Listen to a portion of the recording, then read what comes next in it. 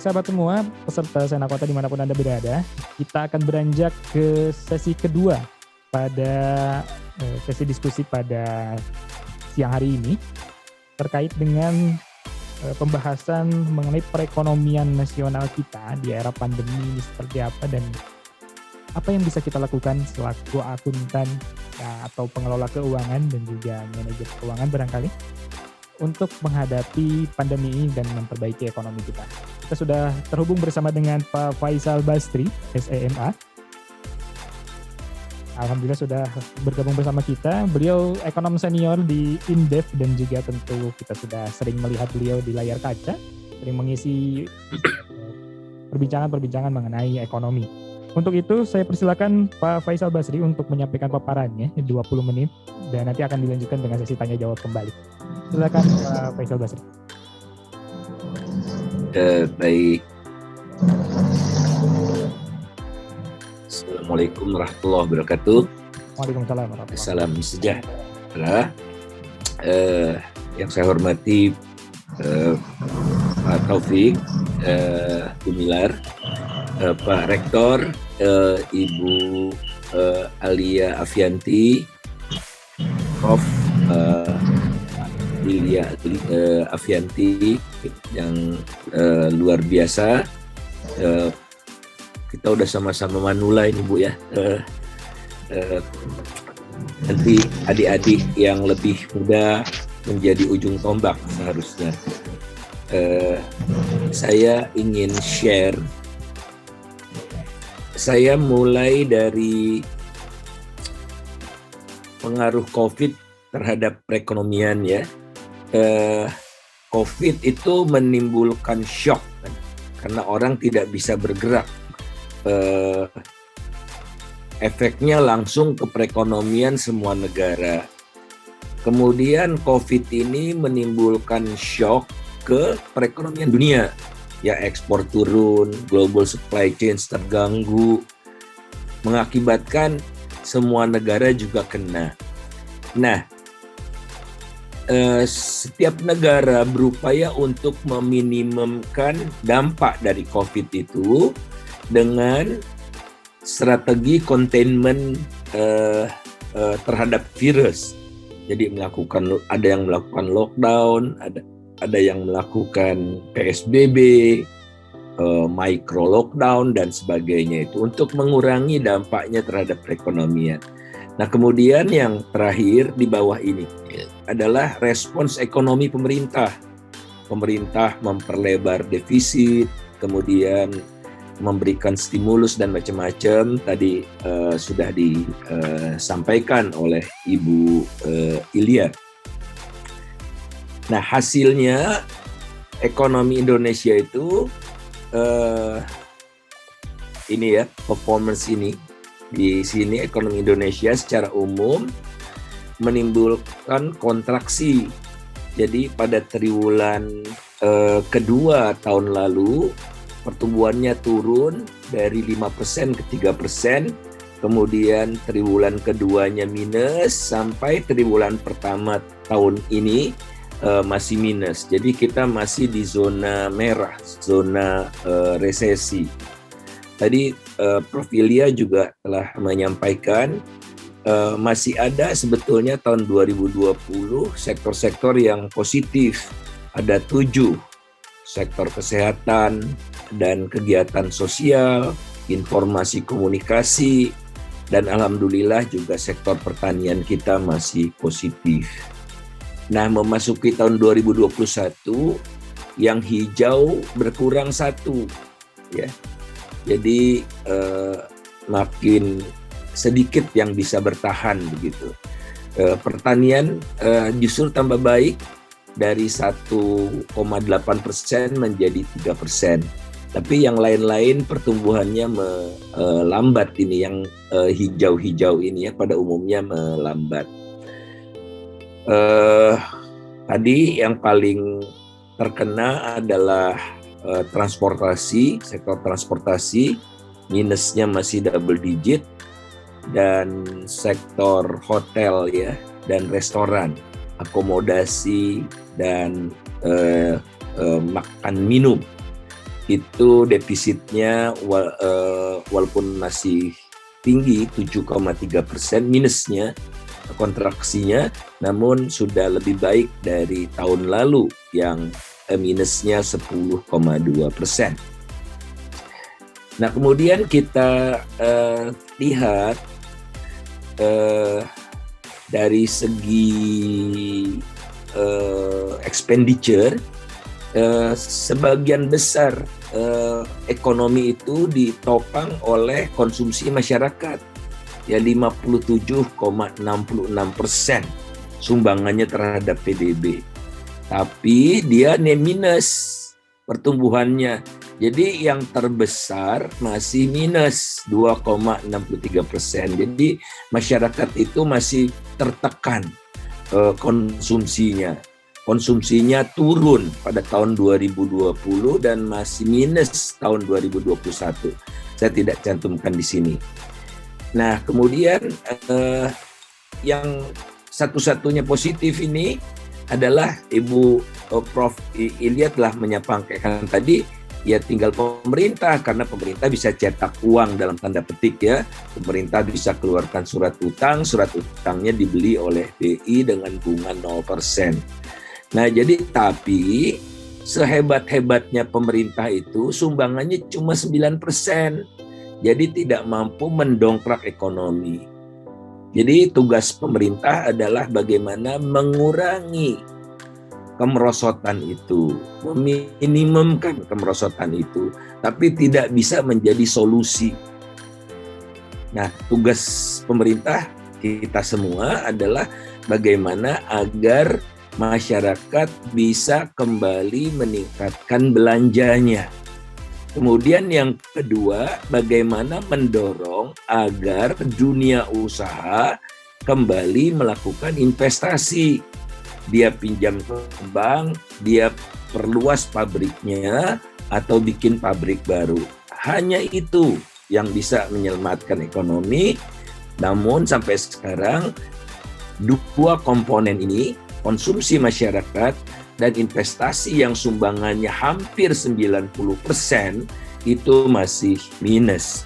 Jadi pemerintah saja tidak bisa, harus didorong dunia usaha maju terus. Dan 99% dunia usaha itu adalah UMKM. Oleh karena itu sangat mendukung apa yang dikatakan oleh Prof. Ilya, ujung tombaknya adalah UMKM.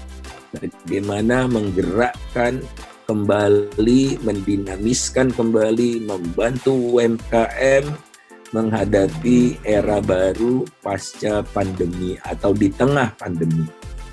Oke. Nah, untuk mengurangi beban masyarakat, untuk mengurangi kemerosotan ekonomi, digelontorkanlah dana yang cukup besar ya, 700 triliun kira-kira. 700 triliun itu untuk kesehatan, perlindungan sosial, KL dan Pemda dan macam-macam lagi. Sehingga belanja negaranya itu naik ya. Dari 2.500 tadinya di 2.500 triliun, kemudian Perpres mengoreksinya menjadi 2.600 triliun, Perpres kedua jadi 2.700 triliun, tapi realisasinya cuma 2.589,9 triliun. Karena Prof. Ilya telah menyampaikan tadi, tidak semudah itu, ada prosedur, takut korupsi dan sebagainya. Nah, tahun ini dianggarkan 2.700 triliun. Oke. Namun pendapatan negara akibat krisis ini turun atau merosot. Tadinya pendapatan negara dipatok 2.200 triliun, karena kegiatan usaha turun ya pajaknya juga turun kan, jadi 1.700, turun lagi, dan realisasinya hanya 1.633 triliun. Nah, bagaimana nih mengelola keuangan sebagaimana tema kita, yang mau tidak mau untuk secepat-cepatnya menutup kekurangan, jadi ada defisit kan, ada defisit 1.000 triliun nih, tadinya 300 triliun defisitnya, sekarang defisitnya jadi 1.000 triliun. Dari mana nih? Ya dari utang lah, terpaksa. Kenapa saya katakan terpaksa? Karena kita tidak punya budaya nabung. Bukan kita ya, pemerintah ini tidak punya budaya nabung. Nanti saya jelaskan. Nah, ini belanja pemerintah. Kalau saya lihat belanja pemerintah itu perlu dikritisi di tengah krisis. Jadi sense of crisis-nya kurang gitu. Jadi kalau kita lihat belanja pemerintah yang naik pesat adalah bayar bunga. Nih 180% itu naiknya. Padahal 2014-2019 naiknya cuma 108%, tapi kalau 2014-2021 180%. Jadi kenaikan bayar bunga ini pesat sekali tahun 2020 dan 2021. Jadi kenaikan belanja yang saya tunjukkan tadi sebagian besar buat bayar bunga. Artinya kita nih rada ugal-ugalan gitu ya. Kemudian apalagi belanja barang. Belanja barang naiknya 105%. Lantas belanja pegawai 73%. Belanja modalnya cuma 68%. Jadi kita lihat belanjanya itu sebagian besar peningkatan belanja itu tidak berbekas gitu ya, karena bayar bunga tidak berbekas, belanja barang tidak berbekas, belanja pegawai tidak berbekas. Nah, subsidi diturunkan minus ya, kemudian belanja sosial naiknya cuma 64%. Ini negara Pancasila apa negara apa ini? Ya, jadi untuk sosial walaupun banyak tadi tetap dilihat dari proporsinya sangat kecil. 2020 memang naik 205, tapi 2021 udah diturunkan nih jadi 161. Jadi belanja sosial turun, belanja lain-lainnya naik ya. Kita lihat nih, belanja personelnya naik, belanja materialnya sih turun ya, tapi masih lebih tinggi. Dan bayar bunganya, menurut saya ini nggak beres ini negara kalau begini. Jadi masyarakatnya nomor 2. Harusnya masyarakat nomor 1. Vaksin gratis. Sekarang ada penyesatan yang namanya vaksin gotong royong. Gotong royong bohong itu. Kalau gotong royong orang kaya membantu orang miskin. Kalau sekarang orang kaya dapat vaksin duluan. Jadi gotong royongnya sekarang udah dikorupsi nih. Ya. Oke. Nah, sementara gara-gara korupsi banyak, ya, oligarki merajalela, orang-orang kaya nggak bayar pajak gitu, penerimaan pajaknya turun terus. Mana ada di dunia ini penerimaan pajak turun terus sampai hampir 8 tahun berturut-turut. Naik sebentar karena pengaruh tax amnesty, tapi turun. Sekarang mau tax amnesty lagi. Harusnya sekarang pemerintah ini memburu orang-orang yang bayar pajaknya tidak benar, yang tidak ikut tax amnesty diburu. Bukan saudara kita di Papua yang diburu terus. Orang-orang kayanya itulah yang jadi teroris sebetulnya.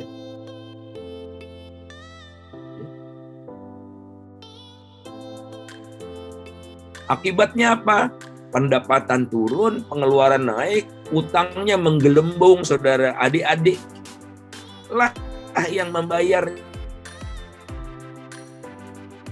nyanti utang saya. Oleh kalian harus bersuara. 60 triliun, 1.760 triliun itu lebih tinggi daripada total APBN tahun 2021. Kalian harus bergerak. Kalian harus bicara karena semua beli senjata itu dari utang kalian yang bayar sampai 2044. Saya insya Allah sudah tidak ada itu tahun 2044. Jadi saya tidak terbebani. Nah, jadi di tengah kesulitan seperti ini, keluarlah belanja senjata sampai 2024 1.760 triliun yang lebih besar dari total APBN kita tahun 2021.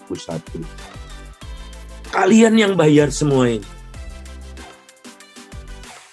Jadi kita lihat itu meroket itu ya. Dari 4,8 kuadriliun, sekarang zaman saya masih triliun. Zaman adik-adik semua udah kuadriliun. Nolnya ada berapa itu? Nolnya ada juta 12 ya. Nolnya ada 12 itu. Jadi kalian tidak bisa diam, tidak boleh diam. Ditambah utang yang dijamin pemerintah yang dilakukan oleh BUMN yang diperas komisarisnya para relawan yang tidak jelas itu. Pemain musik jadi komisaris Telkom misalnya. Anda nggak bisa diam. Karena utangnya tambah lama tambah besar. PLN utangnya 650 triliun. Garuda 70 triliun. Hutama Karya berapa puluh triliun. Anda yang bayar semua. Karena kalau BUMN itu tidak bisa bayar utang, pemerintah yang nanggung. Jadi sebetulnya utang pemerintah sudah 6,1 ditambah 1.000 triliun. Jadi kira-kira 7 kuadriliun. Oke. Nah, saya ingin share ini generasi milenial kan sekarang luar biasa, Prof Ilya ya. Mereka sudah, kalau saya dulu mungkin dengan Prof Ilya waktu masih mahasiswa nabungnya paling di tabungan biasa gitu. Kalau generasi milenial tidak nabung tapi investasi di saham ya, atau main di falas segala macam. Nah, teman-teman harus hati-hati karena kita lihat ada kecenderungan rupiah yang lemah terus. Kemudian bursa saham juga sempat anjlok waktu di awal pandemi, tapi sekarang sudah recover, belakangan ini agak turun. Nah, karena kalian harus punya keberpihakan, jangan sampai uang kalian itu dimanfaatkan oleh para begundal, oleh para oligark, oleh para perusahaan yang merusak lingkungan. Oleh karena itulah kalau kalian mau investasi di saham, ikutilah jejak milenial yang ada di dunia ini. Milenial itu menjauhi saham yang merusak lingkungan. Jadi saham batu bara gitu ya, saham perusahaan perkebunan yang merusak hutan. Nah, ini kita lihat nih, yang usia 25 sampai 39% itu mengedepankan isu global warming dan climate change.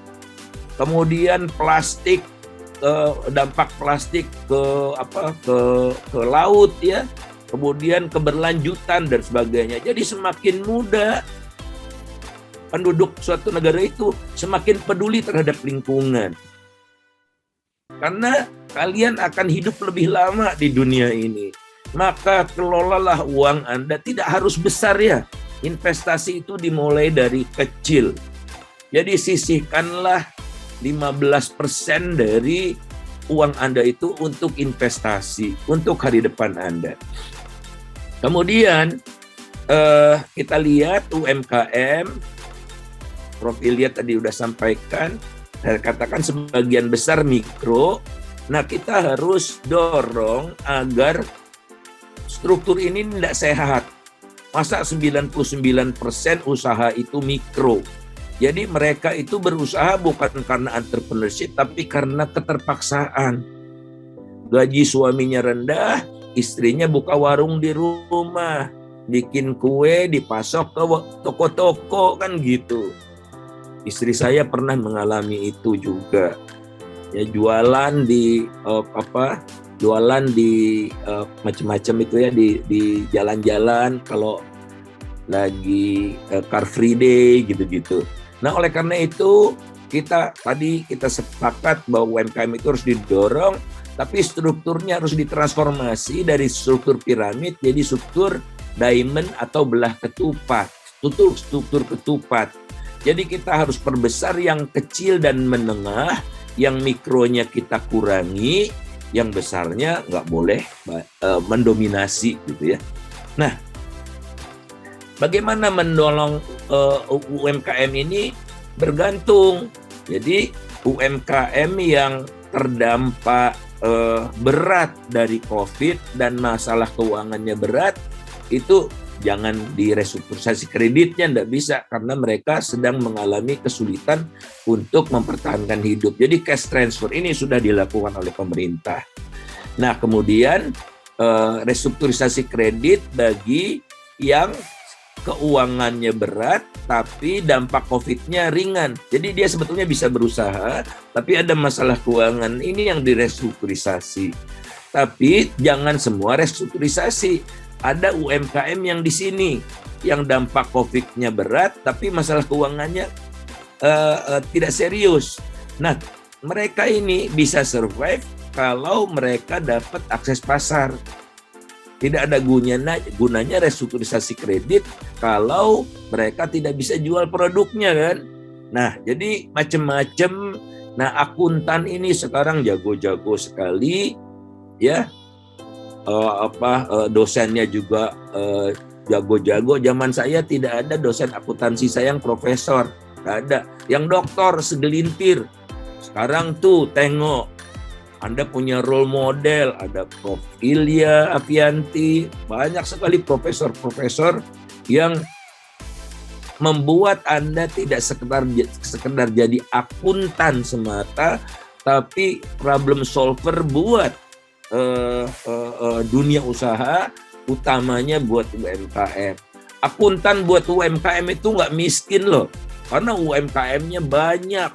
Percayalah, Allah akan memberikan rezeki kepada Anda yang banyak membantu orang yang lebih lemah gitu. Ya. Jadi tidak miskin Anda sebagai akuntan kalau fokusnya di UMKM. Nah, terakhir yang ingin saya sampaikan, ya kita belajar dari sejarah. Kita sudah berkali-kali krisis, tapi perilaku kita tidak berubah. Oleh karena itu, silahkan nanti baca surat Yusuf ayat 43 sampai 54. Yang bilang kira-kira begini isinya. Jika panen kalian bagus, gunakan secukupnya, sisanya tabung. Karena apa? Ada siklus 7 tahunan, dulu 7 tahunan ya, akan terjadi paceklik. Kalau paceklik kalian tidak mengalami masalah. Karena apa? Karena kalian punya tabungan yang cukup. Nah, saya akan cepat saja.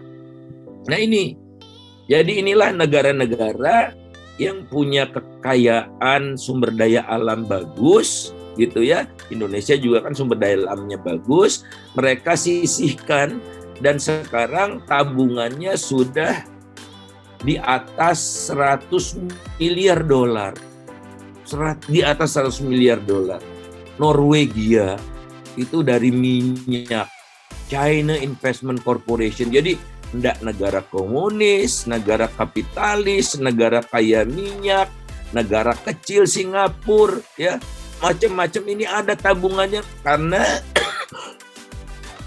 sehingga negara-negara ini tidak mengalami masalah seperti Indonesia yang tergopoh-gopoh waktu ada krisis.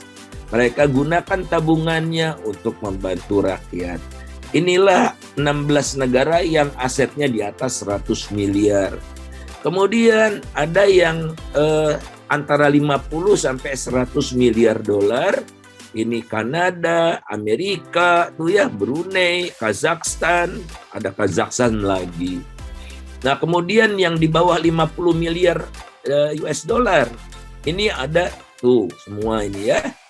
Nah, tapi yang sedikit ada Indonesia nih. Indonesia juga baru, ini sebetulnya bukan sovereign wealth funds ya, karena pakai duitnya dari utang gitu, nggak seru.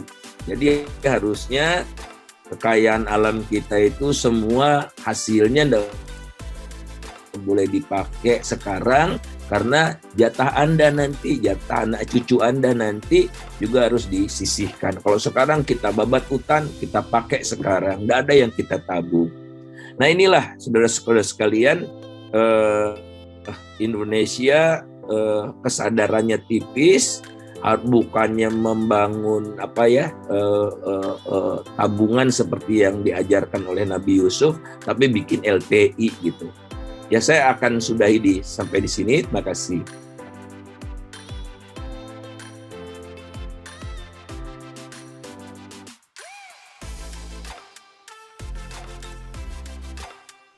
Baik, terima kasih banyak Pak Faisal Basri atas paparannya. Ini menarik ya mengenai kondisi perekonomian kita saat ini, tahun kedua di masa pandemi. Luar biasa jika kita melihat data-data tadi ya. Masih minus pertumbuhan ekonominya, dan juga masih defisit juga APBN-nya, begitupun juga dengan realisasi di tahun 2020. Baik, saya undang kembali teman-teman semua, Bapak Ibu yang ingin bertanya kepada Pak Faisal Basri terkait dengan kondisi perekonomian kita di Indonesia. Silahkan, yang ingin raise hand ataupun menulis di kolom chat silahkan. Ya, silahkan siapa? Boleh tanya? Boleh. Silakan, terima kasih Pak Taufik.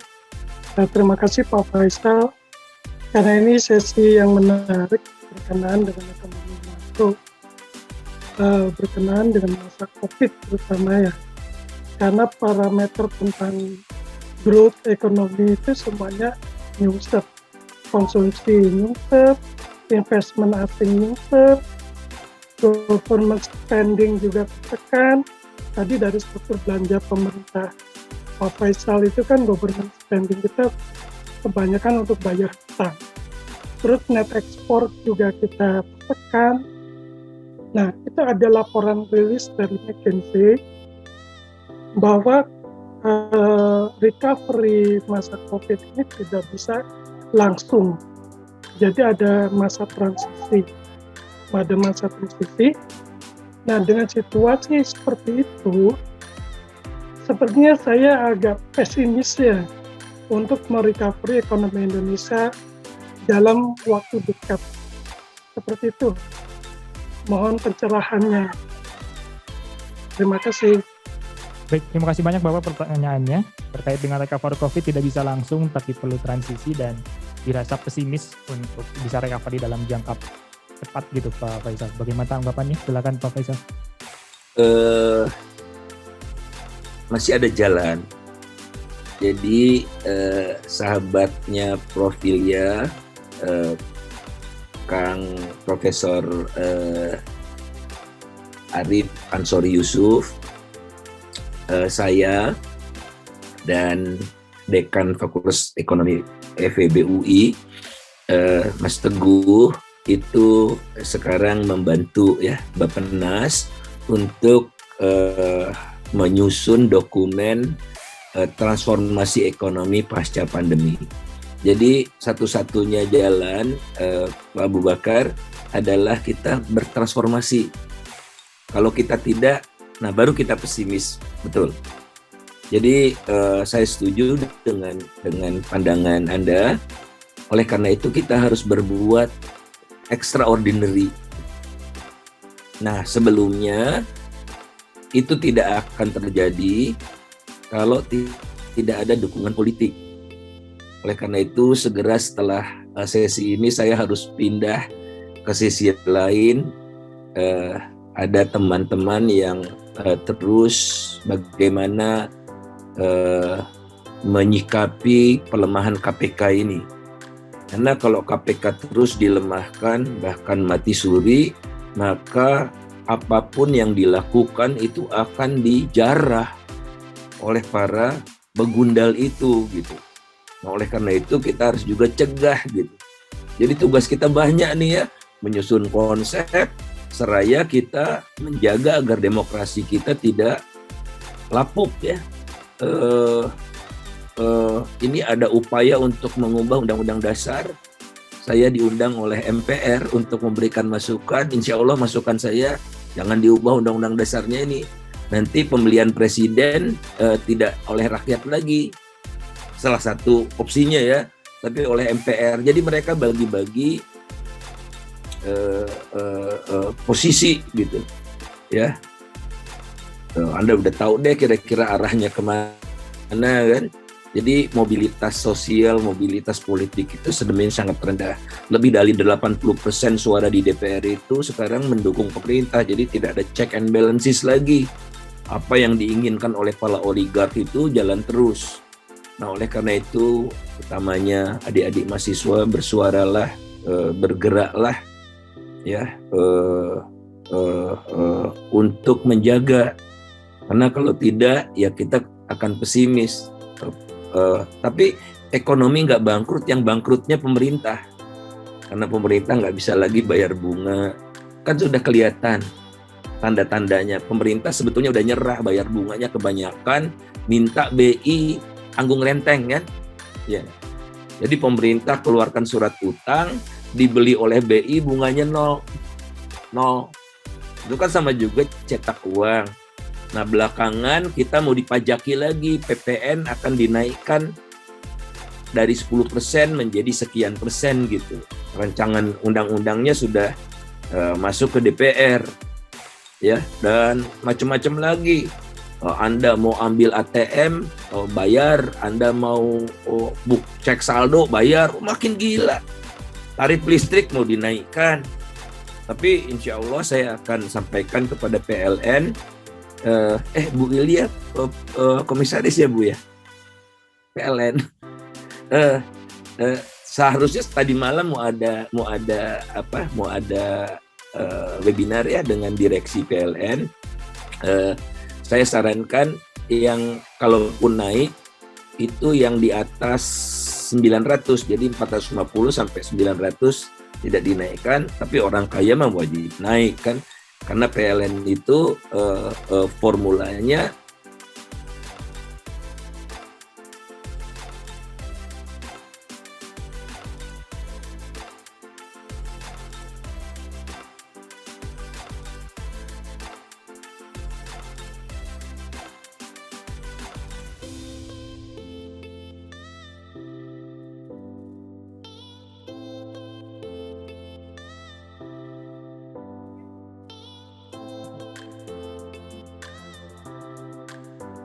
ya, yang tidak punya kepentingan, Pak Emil, ya, Pak Azumardi Asra, dan orang-orang profesor-profesor yang sudah sepuh itu kan kasihan. Masa adik-adik mahasiswa biarkan profesor-profesor yang udah seharusnya menikmati ya hari tua gitu, tapi mereka masih bersuara sampai mereka nggak bisa lagi mengeluarkan suara gitu, ya, untuk mengingatkan gitu. Jadi ayo watawasau bil haq watawasau bis sabr. Karena apa? Azab Tuhan tidak hanya turun kepada orang-orang yang berbuat zalim, tapi juga mengenai orang-orang yang tidak berbuat apa-apa padahal dia tahu. Terima kasih.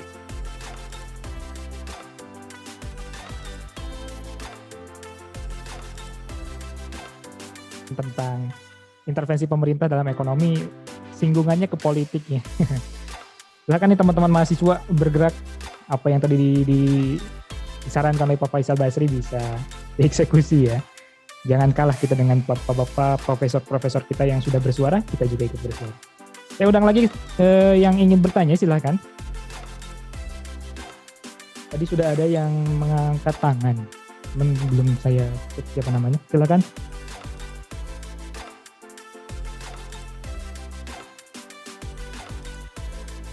Baik, ini pada pertanyaan melalui chat Pak Faisal Basri. Kita coba satu dulu ya, mudah-mudahan waktunya ada lagi untuk dilanjutkan ke pertanyaan berikutnya. Ini dari Bu Olistin, BPS Provinsi Jambi, UMKM merupakan ujung tombak usaha di Indonesia. Namun banyak dari mereka yang belum melek digital ini Pak Faisal Basri. Bagaimana solusinya kira-kira? Iya, baru 20% ya UMKM kita yang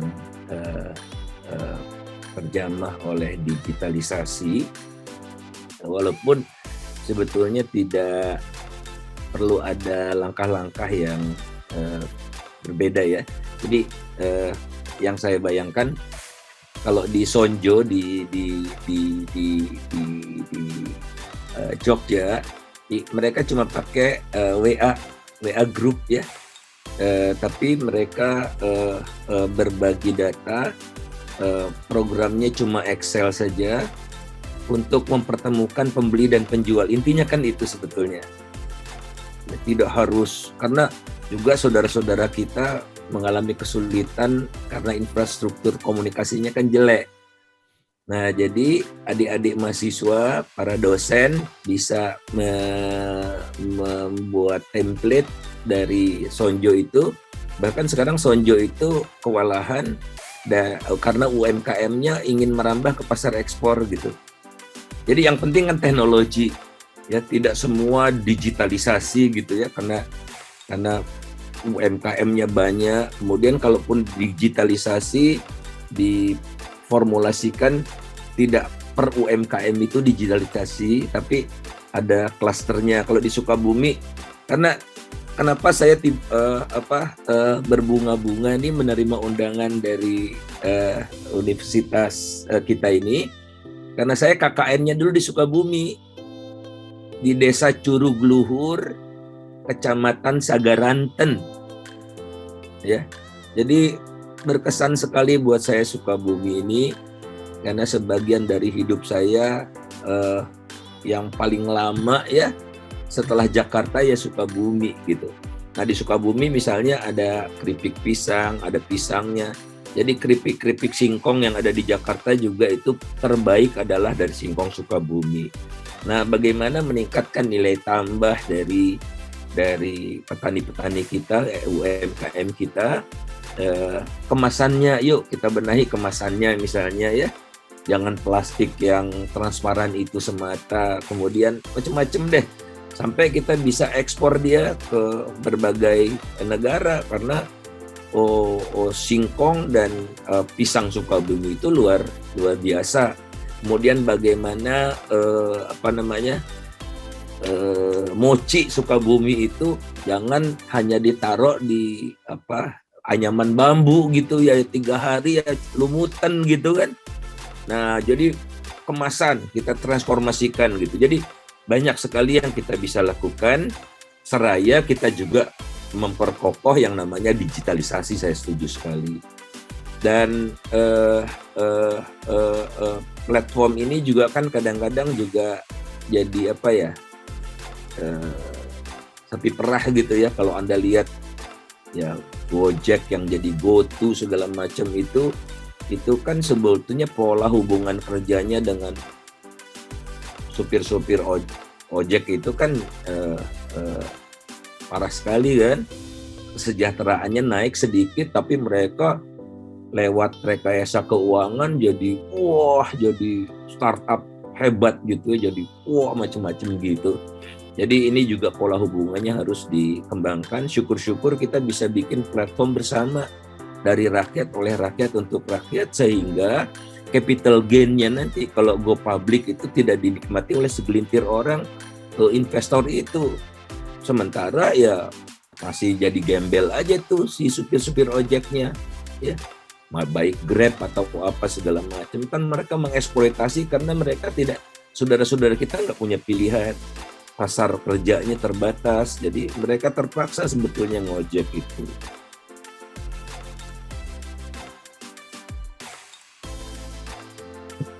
Itu silakan. Ya, baik, terima kasih banyak Pak Faisal Basri.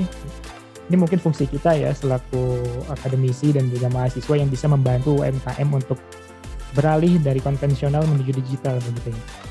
Terakhir mungkin Pak Faisal Basri, ini pertanyaan dari Dr. Gustian Juanda, dan juga mungkin nanti bisa ditutup dengan closing statement dari Pak Faisal Basri. Ini terkait dengan pendidikan lagi, bagaimana kurikulum yang related dengan UMKM agar mahasiswa kita sukses setelah lulus dari perguruan tinggi sekaligus dapat membantu perekonomian makro kita. Oke, saya rasa para dosen sekarang sudah memulainya. Mungkin Prof. Ilya bisa menambahkan nanti, karena saya sekarang sebetulnya sudah tidak mengajar lagi, tidak punya struktural gitu di kampus ya. Saya cuma dosen luar biasa. Sebetulnya bukan luar biasa, biasa di luar, karena saya udah pensiun status saya. Jadi assignment ke saya juga tidak per kelas gitu, cuma kasih kuliah-kuliah umum saja. Jadi pertama adalah universitas itu berasal dari universe, bukan kumpulan fakultas-fakultas. Jadi walaupun prodinya akuntansi, berikanlah keleluasaan kepada para mahasiswa untuk nyebrang ambil mata kuliah manajemen, mata kuliah ekonomi, mata kuliah teknik industri, mata kuliah hukum, dan sebagainya, dan sebagainya. Kemudian kedua, dibiasakan, kalau dulu saya tugas kuliah, ya, tugas kuliah zaman saya dulu tahun 78, itu tidak ada yang kuliah tugas kelompok, semua tugas individu. Jadi kalau yang sekarang, mahasiswa sudah terbiasa dengan kolaborasi sewaktu mereka masih mahasiswa. Kolaborasi itulah kunci dari keberhasilan. Sehingga saya tidak harus masuk fakultas hukum untuk ngerti hukum bisnis. Karena di kolaborasi itu ada mahasiswa hukum, mahasiswa ekonomi, mahasiswa akuntansi, mahasiswa ahli pemasaran, gitu-gitu. Dia sudah terbiasa. Nah, kita bawa ke sana, wah insya Allah kalian jauh dari sekedar siap jadi. Itu saja. Baik, terima kasih banyak Pak Faisal Basri. Alhamdulillah sesi Pak Faisal Basri sudah selesai ya. Kita sudah ada di menit ke-19 lepas dari jam 10 pagi ini. Saya boleh pamit segera karena saya udah ditunggu, boleh ya? Boleh, silakan Pak Faisal. Oke, makasih Prof. Ilya, saya duluan Prof. Pak Rektor dan semua teman-teman semua. Assalamualaikum warahmatullahi wabarakatuh. Waalaikumsalam warahmatullahi wabarakatuh. Terima kasih banyak. Waalaikumsalam, salam sehat Pak Faisal. Ya, sami-sami.